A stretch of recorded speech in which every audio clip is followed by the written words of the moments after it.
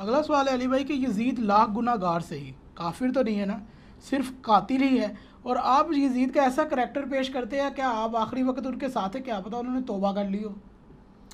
تو میں یہی جواب پھر آپ کو پیش کرتا ہوں کہ ہو سکتا ہے غلام احمد قادیانی نے بھی آخری وقت میں توبہ کر لی ہو، اور یہی بات میں بریلویوں سے کہوں گا کہ ہو سکتا ہے اشری تھانوی صاحب نے بھی آخری وقت میں توبہ کر لی ہو، تو آپ ان کو حکیم الامت مان لیں۔ اور میں یہی بات دیوبندیوں سے کرتا ہوں کہ ہو سکتا ہے احمد بریلوی صاحب نے بھی آخری وقت میں توبہ کر لی ہو، تو آپ ان کو مجدد دین و ملت مان لیں۔ تو مانیں گے؟ کبھی نہیں مانیں گے۔ تو یہ کہانی ہے، اس کے اوپر میں نے پہلے بھی بولا، ہم کافر کبھی بھی نہیں کہتے۔ ہم نے یہ کہا ہے کہ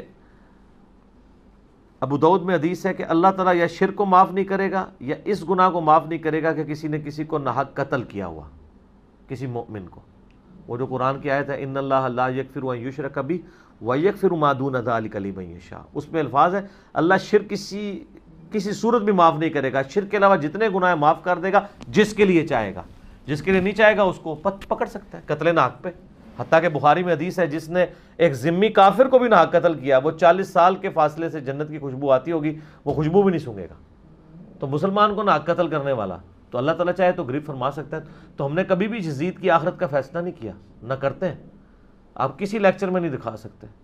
ہم نے تو کس کو ٹاپک نہیں، ہم تو کہتے ہیں دنیا میں جو کچھ اس نے کیا ہے، ٹھیک ہے، یا اس کے اباؤٹ ذات نے جس کے افیکٹ ہی پوری امت ہے، ہم اس کو ڈسکس کرتے ہیں۔ آخرت کا معاملہ کون ہوتے ہیں؟ آخرت تو اللہ کے پاس ہے، دنیا ہم ڈسکس کریں گے جو کچھ ان کا کریکٹر ہم تک پہنچا ہے، یہ نہیں ہے۔ اور اس میں یہ کہنا کہ تلک امۃ قد خلت لہا ما کسبت ولکم ما کسبتم، کہ وہ ایک امت تھی گزر گئی، اس کے اعمال اس کے ساتھ ہیں، تمہارے ساتھ تمہارے اعمال ہیں، تم سے نہیں پوچھا جائے گا انہوں نے کیا کیا۔ یہ آؤٹ آف کانٹیکسٹ آیت پیش کرتے ہیں، یہ تو نیک مال کے بارے میں، برے مال کے بارے میں تو نہیں۔ برے مال تو قرآن خود ہائی لائٹ کرتا ہے، حضرت یوسف علیہ السلام کے بھائیوں کے نہیں کیے ہیں، تو کیا حضرت یوسف علیہ السلام کے بھائی فوت نہیں ہو چکے ہوئے تھے؟ لیکن ہائی لائٹ کیے ہیں۔ قرآن پاک تو بھرا ہوا ہے پرانے لوگوں کی غلطیوں کو ہائی لائٹ کرنے کا۔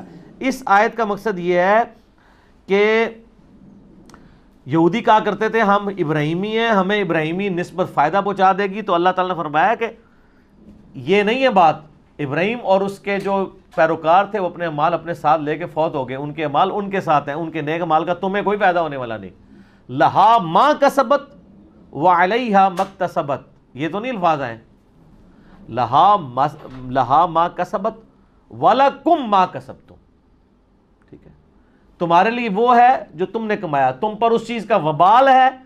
یہ نہیں آیا کہ تم پر ان پہ ان کا وبال جو انہوں نے برائی کی تھی، ان پہ ان کا وبال، یہ نہیں بات ہوئی، برائی کی تو بات ہی نہیں ہو رہی ہے، اچھائی کی ہو رہی ہے کہ ان کے اعمال ان کے ساتھ ہیں اور تمہارے ساتھ۔ تم سے نہیں پوچھا جائے گا کہ انہوں نے کون سے نیک اعمال کیے، تم سے پوچھا جائے گا تم نے کیا کیا نیک اعمال، ٹھیک ہو گیا۔